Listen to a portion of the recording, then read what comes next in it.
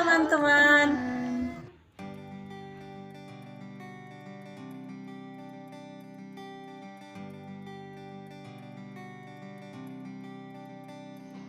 Halo Wit, Halo Yul, lagi ngapain Wit? Kenapa nggak respon di grup kita? aduh Yul, aku lagi sibuk banget nih.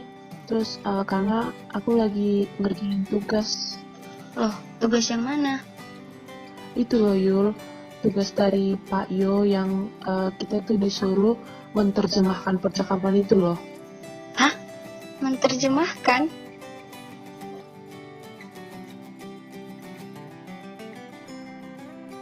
Kalian pada tahu kata terjemahkan? Atau jangan-jangan udah pada sering nih ngucapinnya? Sebenarnya kalian tahu nggak sih kalau kata terjemah itu gak ada di KBBI loh? Wah, memangnya kata terjemah itu berasal dari bahasa mana ya? Yuk sama-sama belajar. Udah pada tahu nggak sih? Pada dasarnya, bentuk serapan dikelompokkan menjadi dua loh. Dua ya? Apa aja sih tuh? Yang pertama, bentuk serapan yang sudah lama masuk dalam keluarga bahasa Indonesia sehingga sudah tidak terasa lagi keasingannya. Yang kedua, bentuk serapan yang masih baru sehingga masih terasa keasingannya. Masih pada bingung ya? Hayo ngaku. Yuk simak penjelasan teman kami selanjutnya. Bentuk serapan kelompok pertama itu sudah dapat diperlakukan secara penuh mengikuti sistem bahasa Indonesia, termasuk proses morfologisnya. Apa sih contohnya? Kata desain. Teman-teman tahu kan kalau kata desain berasal dari bahasa Inggris yaitu design. Jika kita melihat di dalam KBBI, kata desain sudah tentu memiliki arti yaitu kerangka, bentuk, rancangan, dan lain-lain. Terus proses morfologisnya gimana ya? Kata desain jika ditambahkan dengan prefiks menasal maka akan menjadi mendesain. Kata ini juga sudah di KBBI loh, yang memiliki arti mendesain atau membuat pola rancangan dan sebagainya. Sekarang udah pada tahu kan bentuk yang pertama? Selanjutnya, kita akan membahas tentang kelompok serapan yang kedua. Kelompok serapan yang kedua ini belum dapat diperlakukan secara penuh mengikuti sistem bahasa Indonesia. Salah satu contohnya adalah kata terjemah yang akan kita bahas saat ini. Oh iya, sebelum lanjut ke pembahasannya, aku mau ngasih tahu ke teman-teman nih, kalau kata terjemah itu berasal dari bahasa Arab loh.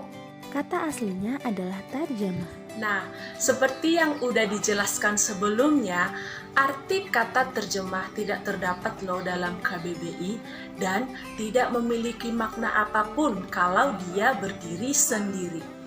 Namun, kata terjemah ini harus melalui proses morfofonemik supaya dia dapat memiliki makna. Prosesnya yaitu dengan menambahkan prefiks menasal ditambahkan, sehingga menasal ditambah terjemah ditambahkan menjadi menerjemahkan. Nah, kalau prosesnya seperti itu, maka akan terbentuk kata menerjemahkan dong ya. Tapi, konsonan T di kata menerjemahkan diluluhkan oleh nasal N, sehingga kata menerjemahkan tadi berubah menjadi kata menerjemahkan, yang memiliki arti menyalin atau memindahkan suatu bahasa ke bahasa lain atau mengahli bahasakan. Nah, dari sini kita dapat belajar bahwa kelompok kata yang masih tergolong dalam kelompok kata bentuk serapan kedua tidak dapat memiliki arti jika tidak mengalami proses morfofonemik seperti yang telah kita pelajari tadi. Kami berharap apa yang sudah sama-sama kita pelajari hari ini bisa membantu teman-teman memahami bahwa ternyata masih ada loh kelompok kata serapan yang belum sepenuhnya masuk dalam keluarga bahasa Indonesia, tapi udah dianggap akrab sama penggunanya. Kayak dia yang udah ngaku-ngaku padahal belum dianggap apa-apa sama doi. Ups, jangan serius-serius. Sekian materi dari kami. Terima kasih dan sampai jumpa. Dan sampai jumpa.